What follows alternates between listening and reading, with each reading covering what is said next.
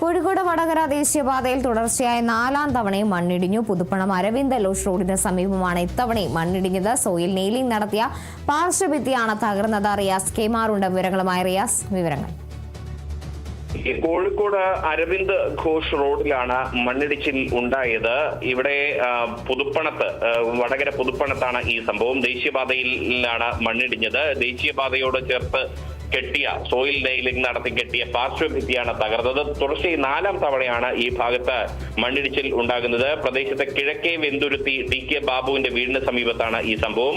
ഈ റോഡിന്റെ തൊട്ട് മുകളിലായി മണ്ണിടിച്ചിലുണ്ടായ ഭാഗത്തിന്റെ മുകളിലായാണ് TK ബാബുവും കുടുംബവും താമസിക്കുന്നത്. അവരുടെ വീടും ഇപ്പോൾ വലിയ അപകട ഭീഷണി നേരിടുകയാണ്. മാത്രമല്ല, ഈ തുടർച്ചയായി ഈ സർവീസ് റോഡിലേക്ക് മണ്ണിടിച്ചിൽ ഉണ്ടാകുന്ന ഘട്ടത്തിൽ ഇതുവഴിയിലുള്ള കാൽനട യാത്രയും വാഹനയാത്രയും വലിയ ഭീഷണി നേരിടുന്നുണ്ട്. അതുകൊണ്ട് തന്നെ കൃത്യമായി ദേശീയപാത അധികൃതരും ജനപ്രതിനിധികളും എല്ലാം ഇടപെട്ട് ഇതിനൊരു ശാശ്വത പരിഹാരം ഉണ്ടാക്കണമെന്ന ആവശ്യമാണ് നാട്ടുകാർ ഉന്നയിക്കുന്നത്.